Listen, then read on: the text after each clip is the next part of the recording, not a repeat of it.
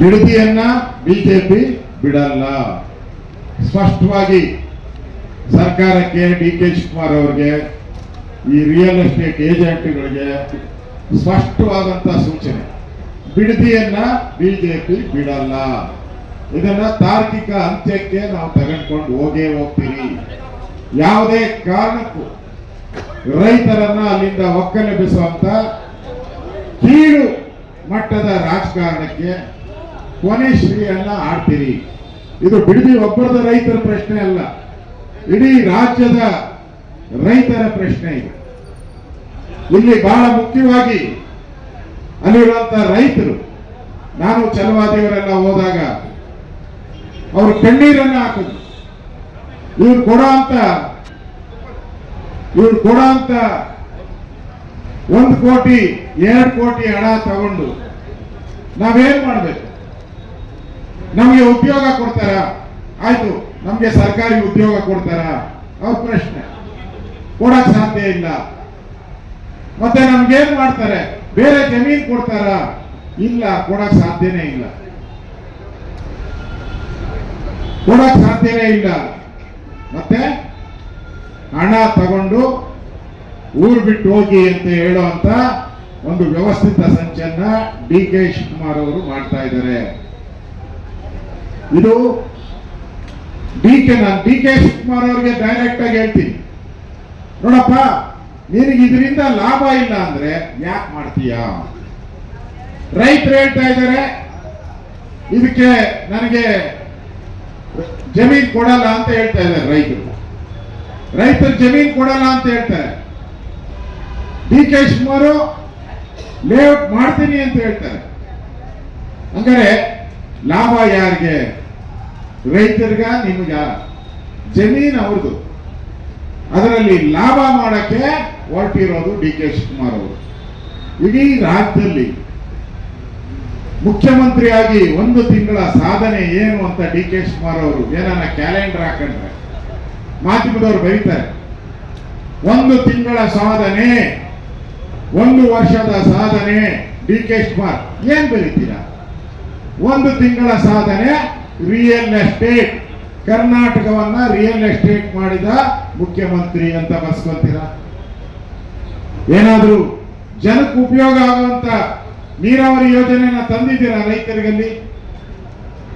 ಏನಾದ್ರೂ ಮೇಕೆದಾಟು ಏನು ಅಳ್ಳಾಡಿದ್ದೆ, ತಳ್ಳಾಡಿದ್ದೆ. ಇವಾಗ ಬರ್ತಾ ಇದೆ ಸೋಷಿಯಲ್ ಮೀಡಿಯಾದಲ್ಲಿ ತಳ್ಳಾಡೋದೆಲ್ಲ. ಮೇಕೆದಾಟು ಮಾಡಿದ್ರ? ಏನಾಯ್ತು ಮೇಕೆದಾಟು? ಮೇಕೆನೂ ಇಲ್ಲ, ದಾಟು ಇಲ್ಲ, ನೀರು ಇಲ್ಲ. ಇವತ್ತು ಬಿಡದಿ ಯೋಜನೆ ಮಾಡಿ ಲೂಟಿ ಹೊಡೆದು DLFಗೆ ಅವಕಾಶ ಮಾಡಿಕೊಡಕ್ಕೆ ಹೊರಟಿದ್ದೀರಾ. ಮತ್ತೆ ಅವ್ರನ್ನ ಕರೆಯೋದು, ಯಾರ ಕಾಂಟ್ರಾಕ್ಟರ್ ಕರೆಯೋದು. ಕಾಂಟ್ರಾಕ್ಟರ್ಗೆ ಉಪಯೋಗ ಹೊರತು ರೈತರಿಗೆ ಯಾರಿಗೂ ಉಪಯೋಗ ಇಲ್ಲ. ಈಗ ಕರ್ನಾಟಕದಲ್ಲಿ ಬೆಂಗಳೂರಲ್ಲಿ ಸುಮಾರು 7 ರಿಂದ 8 ಲಕ್ಷ ಸೈಟ್ ಖಾಲಿ ಇದೆ. 7 ರಿಂದ 8 ಲಕ್ಷ ಸೈಟು ಖಾಲಿ ಬಿದ್ದಿದೆ. ಈಗ ಶಿವರಾಮ ಕಾರಂತರದು, ಕೆಂಪೇಗೌಡ ಲೇಔಟ್ ಖಾಲಿ ಎಲ್ಲ ಕಡೆ. ಇಲ್ಲಿ ಯಾಕೆ ಮಾಡ್ತಾ ಇದ್ದೀರಾ? ಯಾರಿಗೋಸ್ಕರ ಮಾಡ್ತಾ ಇದ್ದೀರಾ? ಇದು ಇವತ್ತು ರೈತರು ಕೇಳುವಂತ ಪ್ರಶ್ನೆ. ಇದಕ್ಕೆಲ್ಲ ಉತ್ತರ ಡಿ ಕೆ ಶಿವಕುಮಾರ್ ಅವರು ಕೊಡಬೇಕಾಗಿತ್ತು. ಅವ್ರು ಕೊಟ್ಟಿದ್ದೇನು? ಅವ್ರು ಪ್ರೆಸ್ ಮೀಟ್ ಮಾಡಿ ಕೊಟ್ಟಿದ್ದೇನು? 2 ಕುಮಾರಸ್ವಾಮಿ ಜಮೀನ್ ಎಲ್ಲೆಲ್ಲಿದೆ, ಅಕ್ಕನ ಜಮೀನ್ ಎಲ್ಲೆಲ್ಲಿದೆ, ನನ್ನ ಜೈಲ್ ಕಳಿಸುವಂತ ಪ್ರಯತ್ನ ಮಾಡ್ತಾವ್ರೆ, ಹೊರಕೆ ತಗೊಂಡು ಹೊಡೀರಿ. ಇಷ್ಟು ಬಿಟ್ರೆ ಅವರ ಪ್ರೆಸ್ ಮೀಟ್ ಅಲ್ಲಿ ಏನಿತ್ತು?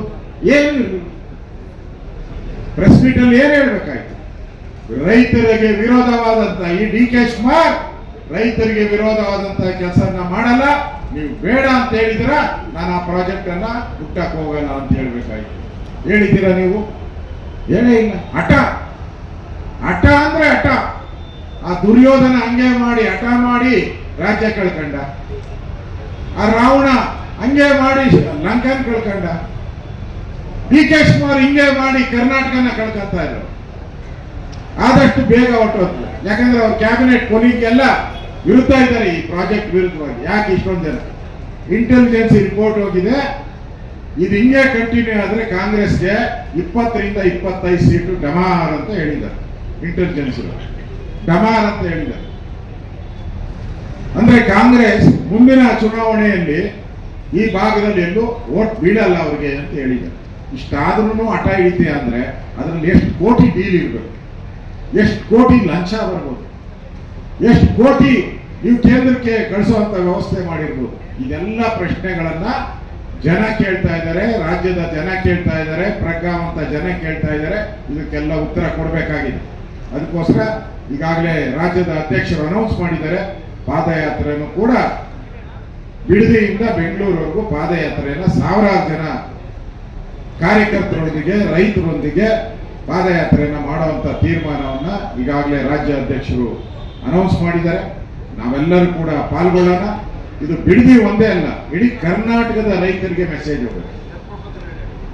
ಇಡೀ ಕರ್ನಾಟಕದ ಬಗ್ಗೆ ಕರ್ನಾಟಕ ರೈತರ ಮೆಸೇಜ್ ಹೋಗುತ್ತೆ. ಅದೇ ರೀತಿ ಏರ್ಪೋರ್ಟ್ ಅಷ್ಟೇ. ಏರ್ಪೋರ್ಟ್ ಮಾಡಬೇಕಾದ್ರೆ ಎಷ್ಟು ಜನಕ್ಕೆ ಉಪಯೋಗ ಆಗುತ್ತೆ ಅನ್ನೋ ಒಂದು ಸರ್ವೆ ಸಮೀಕ್ಷೆ ಆಗ್ತದಪ್ಪ. ಎಲ್ಲ ಈಗ ಬೆಂಗಳೂರಲ್ಲಿ ಮಾಡಬೇಕಾದ್ರೆ ಸಮೀಕ್ಷೆ ಮಾಡಿನೇ ಮಾಡಿದ್ದು, ಇವಾಗ ಸಕ್ಸಸ್ಫುಲ್ ನಡೀತಾ ಇದೆ. ಈಗ ನೀವು ತಗೊಂಡೋಗಿ ಅಲ್ಲಿ ಬೆಟ್ಟ ಗುಟ್ಟ ಎಲ್ಲ ಇರೋದು, ಇರೋ ಬಂಡೆ ಎಲ್ಲ ಹೊಡೆದಾಕ್ಬಿಟ್ಟಿದ್ದೀರಾ, ಅದು ಬೇರೆ ಪ್ರಶ್ನೆ. ಬೆಟ್ಟ ಗುಟ್ಟುಗಳಿರೋದು, ನೀರಾವರಿ ಜಮೀನು ಇರೋದು, ಅಲ್ಲಿ ಮಾಡಿದ್ರೆ ಯಾರು ಬರ್ತಾರೆ? ಪಕ್ಕದಲ್ಲಿ ಕನಕಪುರ ಆದ ತಕ್ಷಣ ಒಂದು ಹೆಜ್ಜೆ ಇಟ್ಟರೆ ತಮಿಳ್ನಾಡು, ಈ ಕಡೆ ಹೊಸೂರು. ಯಾರಿಗೋಸ್ಕರ ಮಾಡ್ತಾ ಇದ್ದೀರಾ?